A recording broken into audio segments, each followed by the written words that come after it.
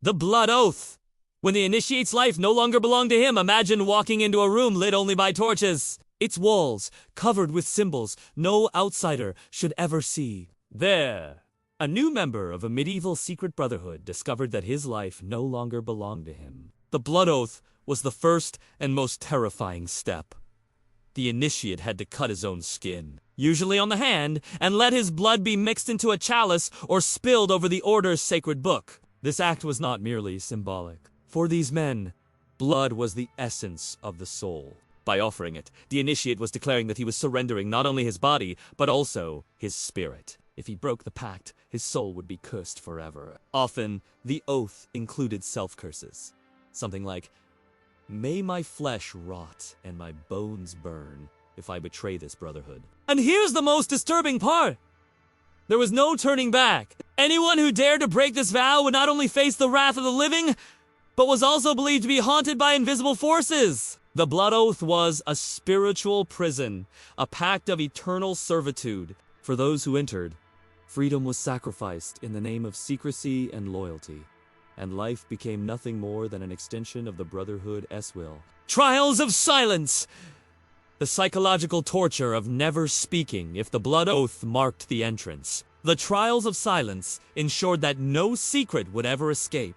The initiate had to endure days, sometimes weeks, without uttering a single word, no matter what happened. Pain, hunger, cold, or fear.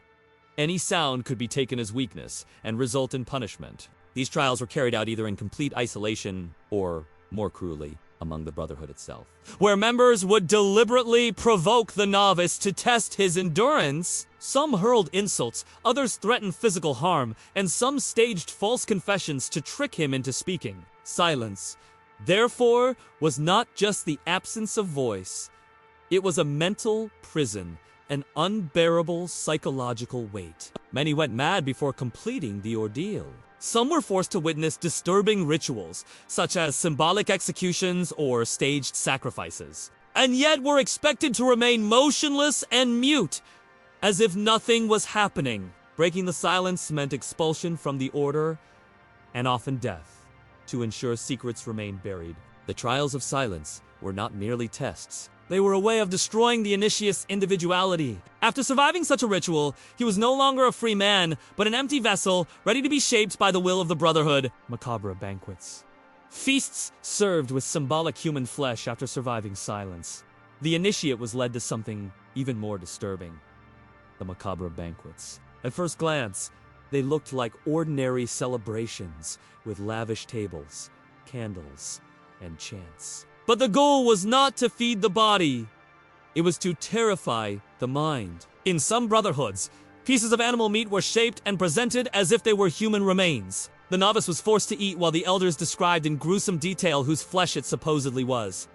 A traitor, an enemy, or even a missing brother. The ritual had little to do with literal cannibalism and everything to do with the psychological suggestion that the initiate was consuming the dead. Wine, meanwhile, was served as if it were blood. Some accounts describe chalice as being passed around with phrases like, "Drink and remember. This blood could be yours as well." The intent was simple: to fuse life and death into the Brotherhood itself, showing that no moral boundary was too sacred to be broken in the name of loyalty. The cruelest part was that everything happened in a festive atmosphere. Laughter, songs, and toasts masked the psychological horror. The initiate realized that, from that moment on, there was no difference between celebration and damnation. In medieval secret brotherhoods, even the banquet table was a stage for fear and submission. The Vigil of Shadows. Entire nights in open graves. If the macabre banquet shattered the mind, the Vigil of Shadows destroyed any sense of safety. The initiate was taken to a cemetery or catacomb, where he had to spend the entire night lying inside an open grave or beside exposed bones. The Order claimed that only those who faced death directly were worthy of guarding eternal secrets. Darkness was absolute. Silence, broken only by the wind or the distant cry of nocturnal animals, made the air suffocating. Many accounts tell of elder brothers using the occasion to terrify the novice. Dragging footsteps, whispers in the ear, even staged apparitions with skull masks. The goal was clear: to force the initiate to confront his deepest fears without any chance of escape. In some versions of the ritual, the novice was given only a candle. If the flame went out during the night, it was considered a sign that his soul was not strong enough to bear the weight of the Brotherhood. There are stories of those who failed never being seen again, either punished directly or driven permanently insane by the experience. The vigil was not just a physical trial of endurance, but a spiritual ordeal. By dawn, the initiate who survived was no longer the same. He had already made peace with the idea of his own death. And from that moment on, his life, body, and spirit alike belonged to the Brotherhood. Branded in iron, the burned flesh as a seal of obedience. By this stage, the initiate had already given blood, silence, and sanity. Now, it was time to surrender his very flesh. The branding ritual was one of the most brutal practices of medieval secret brotherhoods. A searing hot iron, heated until glowing, was pressed against the novice's skin. The scar it left behind was not just physical. It was an eternal reminder that he now belonged to the Order. The marks varied. Some brotherhoods used simple geometric shapes, while others imprinted elaborate sigils inspired by crosses, serpents, or skulls. There was no choice. The place of branding was decided by the elders. Some were burned on the shoulders, others on the chest, and some even on the face, as if the man-esque personal identity had been replaced by that of the Brotherhood. The pain was unbearable. The smell of burning flesh filled the room, as chants were sung to drown out the screams. But this was not merely about physical agony. The true purpose was that every time the initiate saw his scar, he would remember his life was bound to the Order until his final breath. And there was always an implicit threat.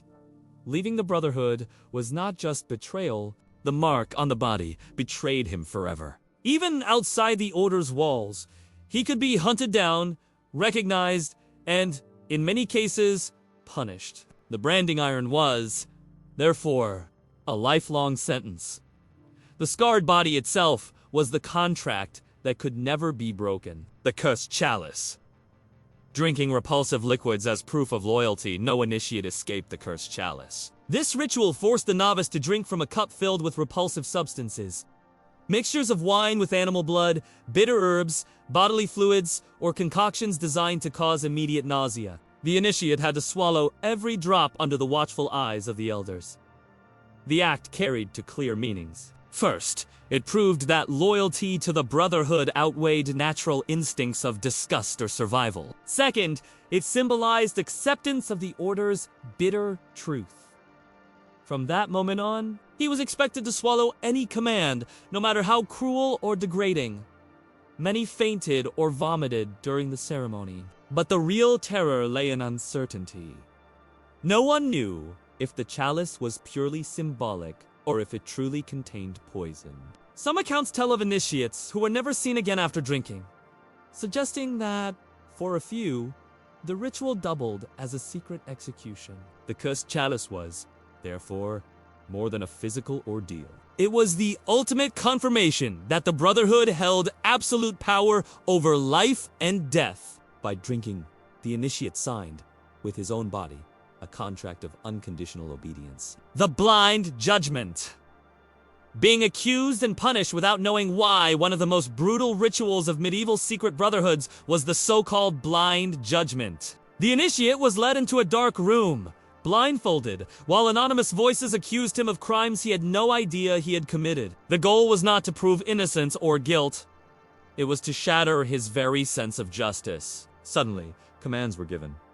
Kneel, stand, crawl. If he hesitated, he was beaten. If he obeyed, he was beaten too. There was no logic, only arbitrary. For the first time, the initiate understood that truth did not matter.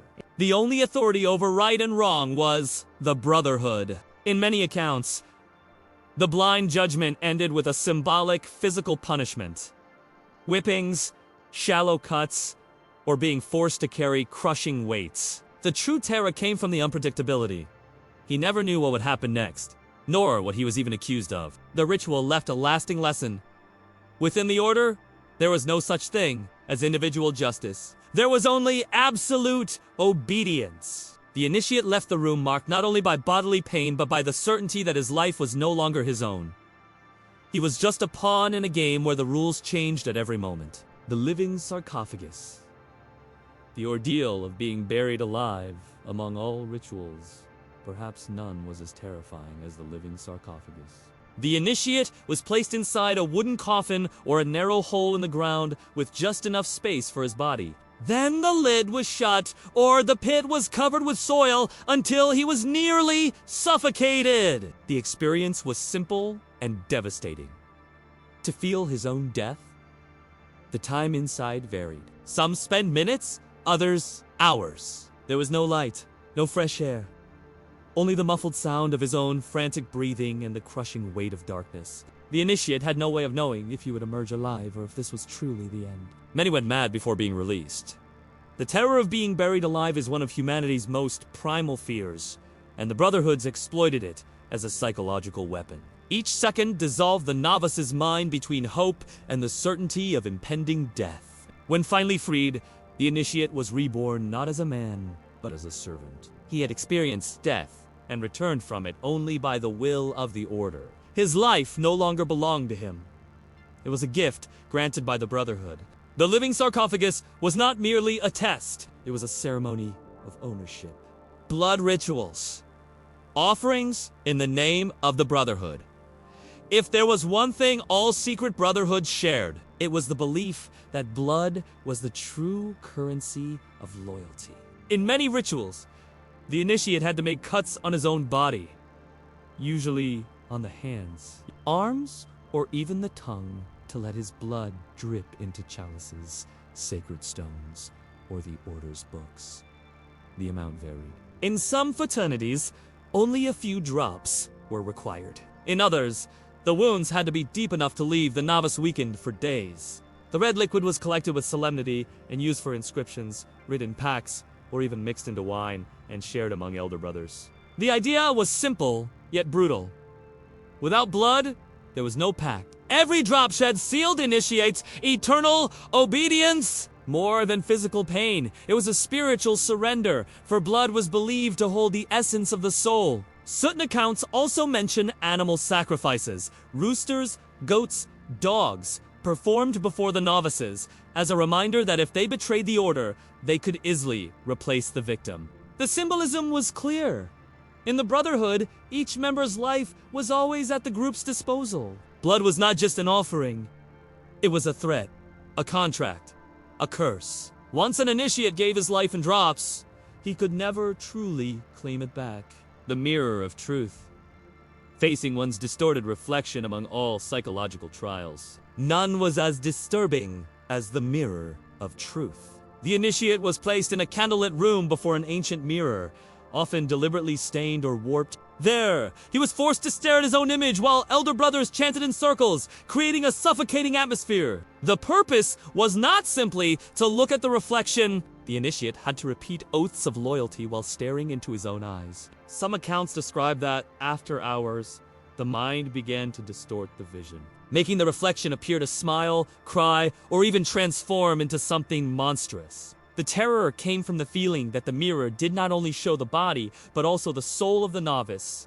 For many, it meant confronting their darkest secrets, as if the Brotherhood had the power to expose hidden thoughts. Those who looked away or refused the ritual were immediately accused of weakness, and, in some cases, punished severely. It was said that those who survived the mirror never looked at themselves the same way again. Their very identity dissolved, leaving loyalty to the Brotherhood as the only reflection that remained. The labyrinth of darkness. The trial of crossing endless corridors among the most distressing rituals was the labyrinth of darkness. The initiate was led into an underground structure or artificial corridors built solely for this trial. There, blindfolded or carrying a nearly extinguished lamp, he had to find the exit, knowing that most paths ended in dead ends, false doors, or symbolic traps.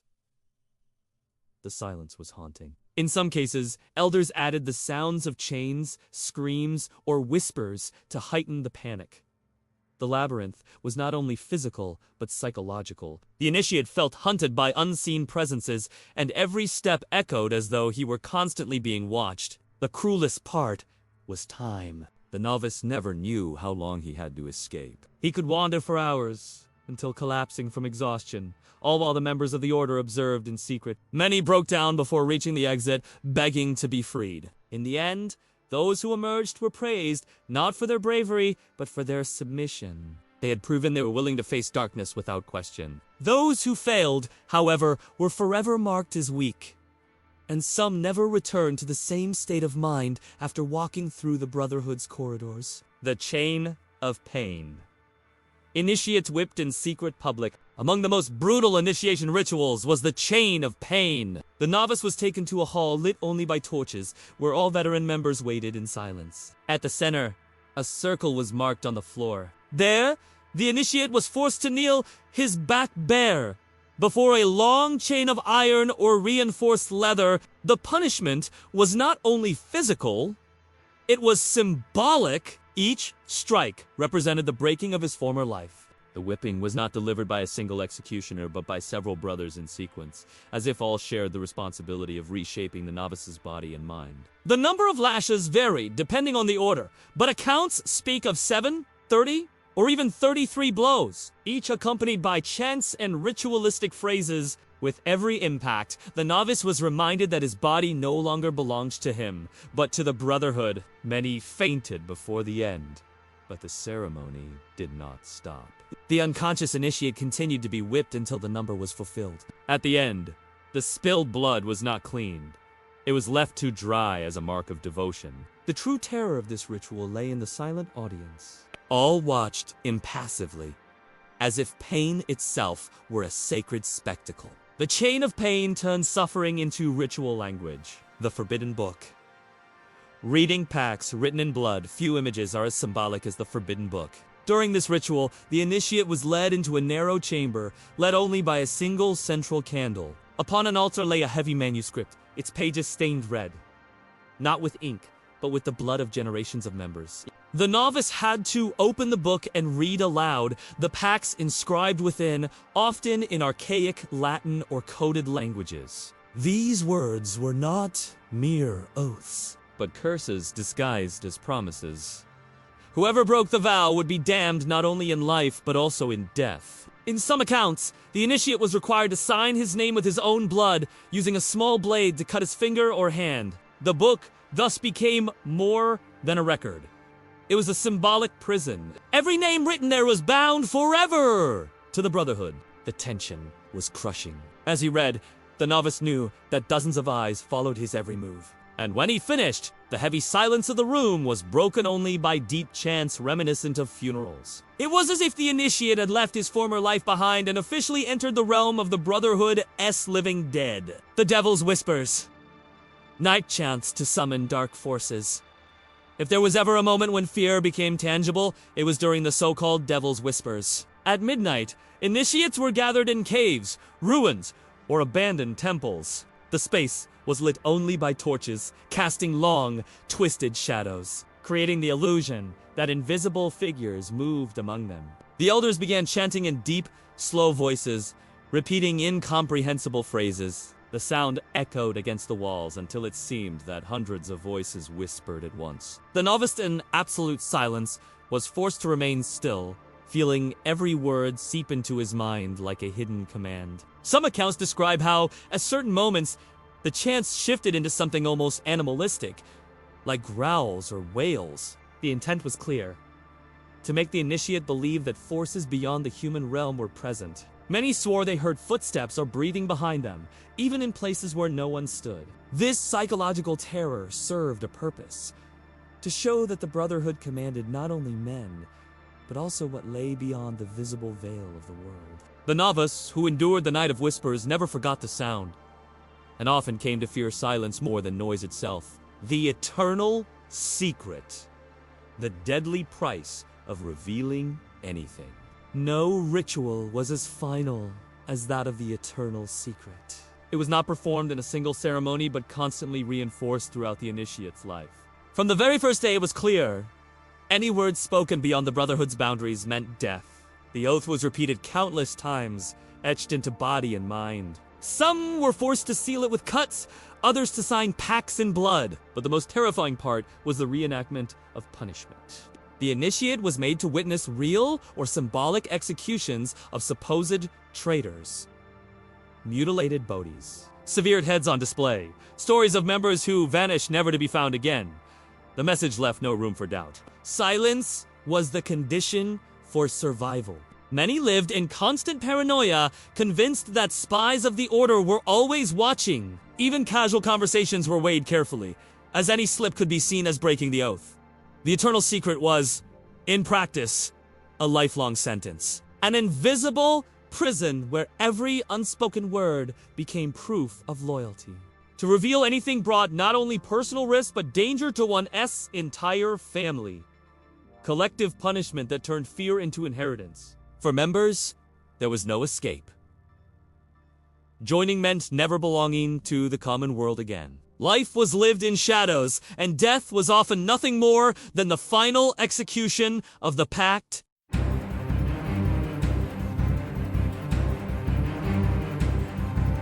History hides its darkest truths in plain sight. If you want to uncover the next forbidden secret, hit like and subscribe right now.